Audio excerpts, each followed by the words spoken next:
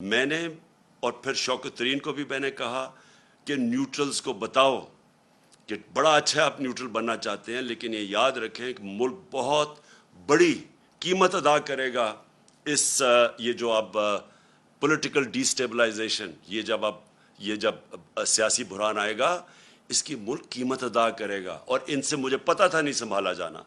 تو سوال یہ ہے کہ قوم اگر آپ کو یہ باہر نکل رہی ہے آج اور مظاہرے کر رہی ہے، تو آپ کو بجائے یہ ڈنڈا کا استعمال کرنے کا اور یہ جو آپ ان کے اوپر تشدد کر رہے ہیں، ایک ڈیموکریٹک حکومت لوگوں کو بتاتی ہے، اپنے مسئلے بتاتی ہے اور لوگوں کے دکھ اور درد سنتی ہے۔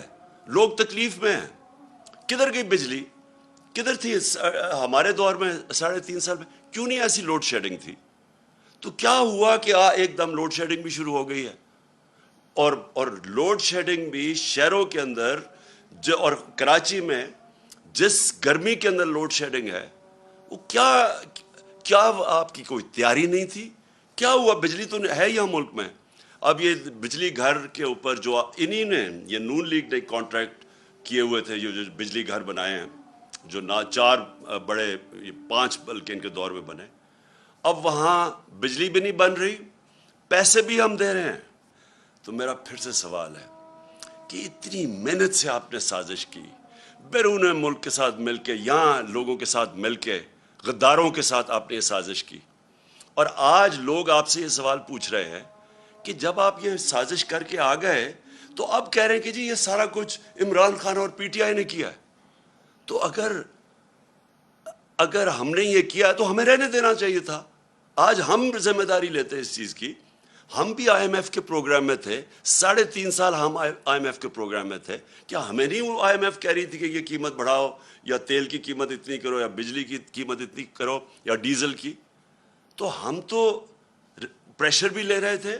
اور اس دور، یہ ذرا میں اپنی قوم کو کہنا، جس وقت پریشر تھا قیمتوں کا، اور یاد رکھے آئی ایم ایف کا بھی پروگرام تھا، کرونا بھی ہوا جو ساری دنیا میں تباہی مچائی کرونا نے، اور اس دور میں جو انٹرنیشنل جو کموڈٹی سپر سائیکل، یعنی جو انرجی کی قیمتیں اوپر جائیں ساری دنیا میں، وہ بھی اوپر گئیں۔ اس کے باوجود ہم نے سب سے سستا ملک تھا پاکستان۔ آج اگر آپ قیمتیں دیکھیں، جس قیمت پہ ہم ڈیزل بیچ رہے تھے، پٹرول بیچ رہے تھے، بجلی حالانکہ کانٹریکٹ انہوں نے سائن کیا، پھر بھی ہم نے قیمتیں روکی ہوئی تھی۔ ہم نے سبسڈائز کیا ہوا تھا۔ ہم نے پیٹ کاٹ کے ڈیزل اور پٹرول کو اور بجلی قیمت نہیں بڑھنے دی۔ آئی ایم ایف پریشر برداشت کیا، کیونکہ ہمیں پتا تھا کہ لوگوں کے حالات کیا ہیں۔ ہمیں پتا تھا کہ یہ ایک انٹرنیشنل عذاب آیا ہوا ہے۔ کون سی قیامت آئی کہ آج سارا کچھ آسمانوں پہ چلا گیا؟ جو قیمتیں انہوں نے بڑھائی ہیں 2.5 مہینوں میں، ہمارے 3.5 سال میں اتنی قیمتیں نہیں بڑھی۔ کوئی چیز لے لیں، آٹا لیں، گھی خاص طور پہ لیں، یہ ڈیزل اور پٹرول، بجلی کی، ابھی تو لوگوں کو بجلی کے بل آنے ہیں۔ تو بجائے لوگوں کو ان کی دکھ درد سنیں اور کوشش کریں کسی طرح اپنا ذہن استعمال کریں، سوائے اپنی چوری بچانے کے لیے اور این آر او لینے کے لیے، ذہن استعمال کریں کہ کیسے آپ لوگوں کا بوجھ کم کر سکتے ہیں، بجائے وہ کرنے کے آج ان کو ٹیئر گیسنگ کی ہے، دہشت پھیلائی جا رہی ہے، ڈرایا جا رہا ہے لوگوں کو۔ میری آج اپنی ساری قوم سے ایک ہی آپ سب کے لیے درخواست ہے، اپیل ہے کہ دیکھیں، ایک پرامن احتجاج ہم سب کا حق ہے۔ یہ ہمیں جمہوریت ایک حق دیتی ہے، ہمارا آئین حق دیتا ہے۔ ہمارے جب ہم نے 25 کو جب احتجاج کیا، 25 مئی کو، انہوں نے جس طرح کا ظلم کیا لوگوں کے اوپر، فیملیز پہ، گھر میں رات کو 2-3 بجے گھس کے خواتین کو جس طرح انہوں نے چادر اور 4 دیواری کو، ہماری روایت کو پیچھے رکھ کے جس طرح انہوں نے کیا، اس کی میں مارشل لاء میں تو شاید ایسا ہوتا ہو، کسی جمہوریت میں نے ایسے نہیں دیکھا۔ میں نے جنرل مشرف کی آمریت کے اندر، وہ بھی ملٹری ڈکٹیٹر تھے، میں نے اس میں اس طرح کا ظلم نہیں دیکھا جو انہوں نے کیا 25 کو۔ اور اب ہم پھر تماشا دیکھ رہے ہیں۔ یہ کر کیا رہے ہیں؟ سنبھالی ان سے معیشت سنبھالی نہیں جا رہی، قیمتیں ان سے روکی نہیں جا رہی، باہر پھر رہے ہیں ہاتھ پھیلا کے، وہ ان کی مدد جس طرح کر رہے ہیں، جس طرح میں نے کہا کہ وہ کوئی بھی فری لنچ نہیں ہوتا، یعنی کوئی مفت میں آپ کی مدد نہیں کرتا، وہ کوئی نہ کچھ آپ سے مانگ رہے ہیں، ان کو بھی خوش کرنے کے لیے انہوں نے ہماری نیشنل سیکیورٹی کو کمپرومائز کرنا ہے، وہ بھی اب دیکھتے رہے۔ تو اب اگر ان کا خیال ہے کہ صرف ظلم کر کے اور تشدد کر کے کسی طرح لوگوں کو کنٹرول کریں گے، ایسے لوگ کنٹرول نہیں ہوں گے۔ ابھی مہنگائی جہاں تک ہمیں پتہ ہے جولائی میں اور بڑھنی ہے، کیونکہ انہوں نے جولائی میں جو ایل این جی تھی وہ نہیں آ رہی اب۔ ان کے پاس جو یہ سمجھ رہے تھے کہ یہ باہر سے چیزیں، یہ فیول خرید لیں گے، یہ کوئلہ یا ایل این جی، وہ ان کے پاس وہ وسائل نہیں ہے، کیونکہ قیمتیں اوپر چلی گئی ہیں۔ لہٰذا میں آج اپنی ساری قوم کو کہہ رہا ہوں کہ میں 2 تاریخ کو ہفتے کی شام کو اسلام آباد میں انشاءاللہ ایک تاریخی ہم کریں گے پروٹیسٹ پرامن، جو ہمیشہ ہم کرتے ہیں پرامن پروٹیسٹ۔ ہم سارے شہروں کے اندر بھی لوگوں کو کہہ رہے ہیں کہ پروٹیسٹ کریں، پشاور، لاہور، کراچی، ملتان، کوئٹہ، جتنے ہمارے بڑے شہر ہیں ادھر بھی ہم پروٹیسٹ کر رہے ہیں، اور ہم یہاں پریڈ گراؤنڈ پہ کریں گے۔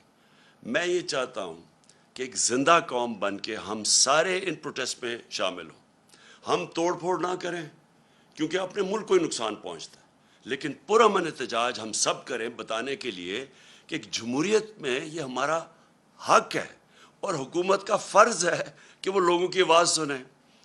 حکومت ڈنڈے سے کبھی بھی جمہوریت نہیں چلتی۔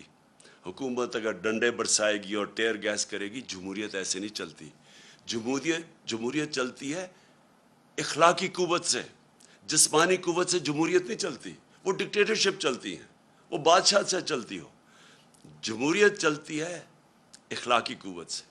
اس گورنمنٹ کو بتانا پڑے گا کہ کیا طریقہ ہے ان کا، اس قوم کو جو ایک دم آپ نے یہ سازش کر کے انہوں نے سب سے پہلے پاکستان میں ایک سیاسی بحران پیدا کیا۔ سری لنکا کے اندر پہلے معاشی بحران آیا، پھر سیاسی بحران آیا۔ پاکستان کے اندر پہلے سیاسی بحران پیدا کیا گیا سازش کر کے، جب ملک بالکل ٹھیک چل رہا تھا۔ ہماری پوری پلاننگ ہوئی تھی، جس طرح میں نے کہا ہم نے روس سے تیل لینا تھا، ہم نے ہندوستان کی طرح اپنے لوگوں کے اوپر بوجھ نہیں پڑنے دینا تھا جو دنیا عالمی منڈی میں تیل مہنگا ہوا ہے۔ ہمارا پورا پلان بنا ہوا تھا۔ انہوں نے پہلے ہماری گورنمنٹ پہلے سازش کی، ڈی سٹیبلائز کیا ملک کو، بحران پیدا کیا، اس کے بعد یہ معاشی بحران آیا، اور یہ اب ان کے کنٹرول میں نہیں ہے۔ اور میں واضح کر دوں پھر سے، میں نے اور پھر شوکت ترین کو بھی میں نے کہا کہ نیوٹرلز کو بتاؤ کہ بڑا اچھا آپ نیوٹرل بننا چاہتے ہیں، لیکن یہ یاد رکھیں کہ ملک بہت بڑی قیمت ادا کرے گا اس یہ جو اب پولیٹیکل ڈی سٹیبلائزیشن، یہ جب سیاسی بحران آئے گا، اس کی ملک قیمت ادا کرے گا۔ اور ان سے مجھے پتہ تھا نہیں سنبھالا جانا، کیونکہ شہباز شریف کی تو ساری ڈیولپمنٹ اشتہاروں میں ہوتی ہے، صحافیوں کو پیسے دے دیے، پی آر کر دیے، کبھی 50 ارب کے اس نے اشتہار دیے، اس کے اوپر ہوتی ہے۔ یہ جو ایک دنیا کے اندر کرائسس آئے جو ہم بڑی مشکلوں سے نکل رہے تھے اس میں سے، اور نکلتے گئے۔ اللہ کا کرم ہے، جس طرح ہم کرونا سے نکلے، دنیا مثال دیتی ہے پاکستان کی، ہم نکلتے جا رہے تھے، اور ہمیں پتہ تھا کہ اگر ایک دفعہ سیاسی بحران آیا یہ ہونا ہے، کیونکہ ان کی تو نیت ہی کبھی نہیں تھی، نہ ان کی صلاحیت تھی ملک کو بحران سے نکالنے کی۔ ان کو تو ہمیں پتہ تھا یہ کس لیے آ رہے ہیں، وہ انہوں نے کر دیا۔ 1100 ارب روپیہ اپنا انہوں نے معاف کروا لیا، 1100 ارب روپیہ۔ اس کا آدھا بھی اگر ہم سبسڈائز کر دیں تو لوگوں پہ بوجھ نہ پڑے۔ 500 ارب کی اگر ہم سبسڈی دے دیں اس وقت بجلی اور تیل پہ، ہم روک سکتے ہیں یہ جو پریشر پڑا ہوا ہے عوام پہ، لیکن وہ پیسہ ہضم کر گئے ہیں اور سارا بوجھ انہوں نے عوام کے اوپر ڈال دیا۔ تو میں اس لیے اپنی ساری قوم کو آج اپیل کر رہا ہوں اور درخواست کر رہا ہوں کہ دیکھیں، ہم توڑ پھوڑ سے ملک کو نقصان ہوتا ہے، لیکن جو ہم کر سکتے ہیں، ہم نکلیں، پرامن احتجاج کریں، لوگوں کو بتائیں کہ ہم ایک زندہ قوم ہے، ہم یہ چپ کر کے یہ ظلم جو کر رہے ہیں اس ملک پہ کہ خود اپنے آپ کو اربوں روپے کی کرپشن بچائیں اور یہاں اس ملک کے اوپر بوجھ ڈالیں، ہم یہ برداشت نہیں کریں گے۔ اور یہ جو ایک آخر میں انہوں نے ایک ڈرامہ شروع کیا ہے کہ پاکستان کو انہوں نے نکالنے کے لیے احسن اقبال نے کوئی ڈرامہ شروع کیا ہے کہ ہم اکانومی کو کیسے ریوائیو کریں گے۔ اگر آپ نے وہ بجائے یہ سارے پیسے خرچ کر کے یہ ڈرامہ کرنے کے، میں آپ کو آخر میں بتاتا ہوں کہ آپ کیسے آپ کے پاس ایک ہی طریقہ ہے کہ ہماری معیشت کو ٹھیک کیسے کر سکتے ہیں۔ زرداری خاندان اور شریف خاندان کو جو باہر اربوں ڈالر پڑا ہے، آپ آدھا ہی واپس لے آئے نا تو وہ یہ بحران سے نکل سکتا ہے۔ صرف ایک راستہ ہے، باقی آپ کے پاس اور کوئی دوسرا راستہ نہیں ہے، اور قوم کے پاس صرف ایک راستہ ہے، صاف اور شفاف الیکشن۔ صاف اور شفاف الیکشن کے بعد علاوہ کوئی اور دوسرا راستہ آج نہیں ہے۔ جو پنجاب کے اندر ہو رہا ہے، 2.25 مہینے سے ایک غیر آئینی، ایک ان لافل گورنمنٹ وہاں بیٹھی ہوئی ہے حمزہ شریف کی۔ اس کی کوئی بنیاد نہیں ہے، کوئی آئینی ان کو حق نہیں ہے۔ شکر ہے وہاں عدالتوں نے اب پہلے تو الیکشن کمیشن کو ایکسپوز کر دیا کہ انہوں نے غیر آئینی طریقے سے ہمارے 5 ریزرو سیٹس کو موقع نہیں دے رہے تھے۔ وہ شکر ہے عدالت نے ان کو ایکسپوز کر دیا، کیونکہ الیکشن کمیشن اتنی، میں نے اپنی زندگی میں ایک جانبدار، ایک بائس الیکشن کمیشن میں نے نہیں دیکھی جو ایکسپوز ہوتی جا رہی ہے۔ دوسری چیز، اب پنجاب کے اندر لگ رہا ہے کہ اب حمزہ شریف کی حکومت نہیں رہے گی، اور میں آج خاص طور پہ آخر میں، کیونکہ 20 بائی الیکشنز آ رہے ہیں پنجاب میں اپنی پولیس اور اپنی بیوروکریسی کو میں ان کو پیغام دینا چاہتا ہوں کہ دیکھیں، جو ابھی تک آپ حرکتیں کر رہے ہیں، جو آپ نے ان کے حکم کے اوپر، یہ شریف مافیا کے حکم کے اوپر جو آپ نے 25 کو ظلم کیا لوگوں کے اوپر، اور یہ جو جس طرح کی اس وقت دھاندلی کی تیاریاں ہو رہی ہیں پنجاب کے بائی الیکشنز میں، دیکھیں اب کوئی چیز چھپی نہیں رہتی ہے۔ سوشل میڈیا کا زمانہ ہے، سب کی شکلیں بھی ہمیں پتہ ہے، جن پولیس آفیسرز نے ظلم کیا ہے، یہ سارا ریکارڈ کے اوپر ہے۔ اب جو یہ آپ حرکتیں کر رہے ہیں، انہوں نے تو رہنا نہیں ہے، لیکن آپ جو تنخواہ دار لوگ ہیں، آپ کے لیے مشکلات آئیں گی اگر آپ نے غیر قانونی اور غیر قانونی سٹیپس ہمارے خلاف کیے۔